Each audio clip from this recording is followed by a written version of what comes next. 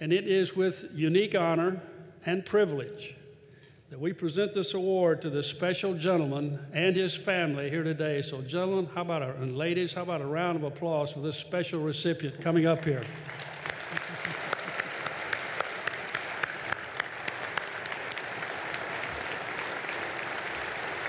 It's an honor to present this to you. Thank you. You're welcome.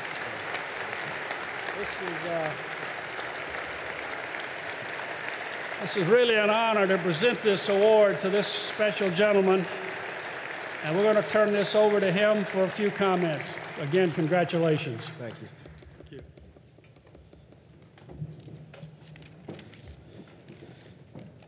Thank you, Mr. Starr. Want to know one thing? Can you still throw the football? Yes, sir. You know we need a quarterback in Washington, so. We got Bruce Allen, our general manager here. He'll be meeting you after this event.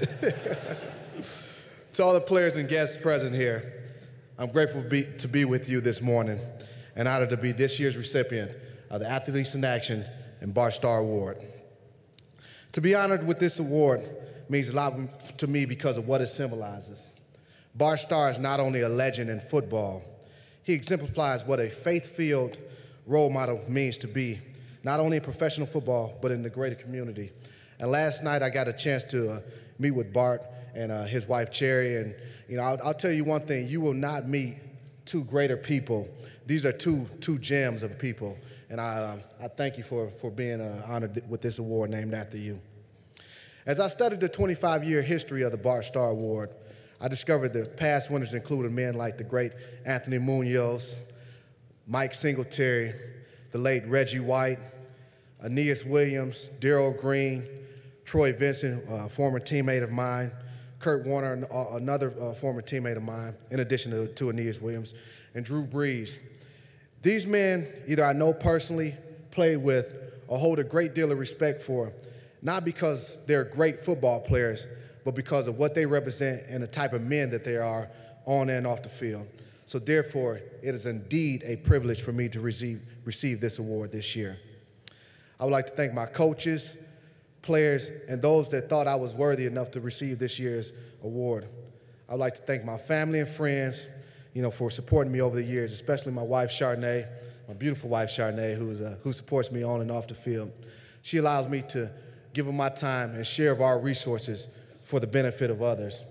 My 3 children, who inspire me each and every day to be the man and father that they can be proud of each and every day. Tim Isaac, who along with me started the London's Bridge Foundation in 2003, and we didn't have an elaborate plan or anything like that. We just knew we wanted to help some inner city kids experience things that we didn't have the opportunity to experience when we were growing up. Rhonda Fox, the executive director of the London's Bridge Foundation, whose steadfast vision has taken us to new heights. I'd like to thank the Washington Redskins organization, Mr. Dan Snyder, Bruce Allen, Coach Shanahan, Tony Wiley, and Jordana Taylor, and a host of others who support me on and off the field. A few weeks ago, when Mr. Starr called me and told me that I won the award, after being nervous by talking to a Hall of Fame quarterback, I was extremely humbled to realize that I had won this award. I thought back to when our team voted on this award, and I saw some of the nominees that were on the ballot, seeing my name along with the great Jason Witten, the tight end for the Dallas Cowboys. I know Jason is here, and Nnamdi Asomugha, and some of the other men that were on the ballot. And I thought, there was no way that I was going to receive this award.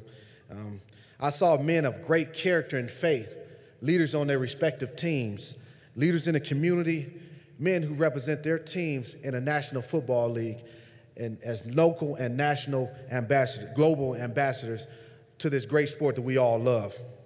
Any one of them will be well deserving to win this award here today. Again, I'm grateful to be this year's recipient. Charles Barkley had a quote many years ago, an infamous quote many years ago, where he said, "He is not a role model." For me, I take a different stance. I embrace that of being a role model.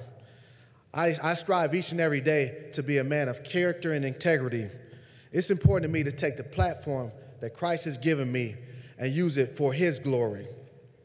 Not just with words, but through my actions, I endeavor to lead, but more importantly, serve others, to be an example of Christ's grace and mercy to the world in need of hope.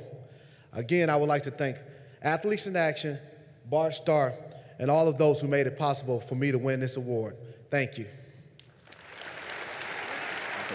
Hey, London, you've overcome a lot in your career. People that said you were too small, you had personal trials growing up, grew up in a tough area.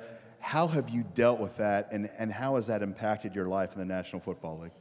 Well, just growing up in the inner city of Cleveland, like a lot of people who grew up in the inner city, you're going to face many difficulties and obstacles that try to deter you from achieving a goal that you set out to be. I've surrounded myself with positive people. I have a beautiful wife, very supportive family, and I lean on Christ for my strength, regardless of the situation that I face. Whether it's 4th and goal or 1st and 10, in life or on the football field, I just look to God for my strength.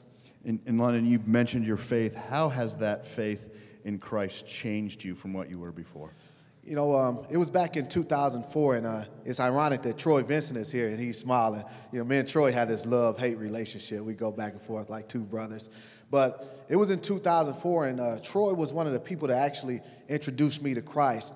I can remember I had been in the National Football League since 1998, and I played the game with a need, or I felt like I needed this great rage and anger and violence. Troy used to ask me, why am I so angry? And, but that was the way I felt like I needed to be in order to be successful in the National Football League, being, undersized for my position. But in 2004, something amazing happened when I gave my life to Christ. I was concerned about how I would be able to play the game of football, the middle linebacker position, this tough game, physical game, and still represent Christ in a manner that would be pleasing to him.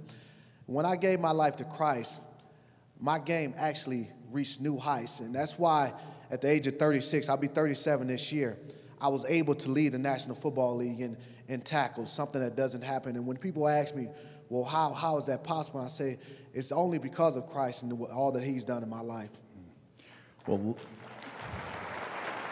London, thank you so much. We are so honored to have you in the fraternity, buddy. Thank you, and congratulations on the award.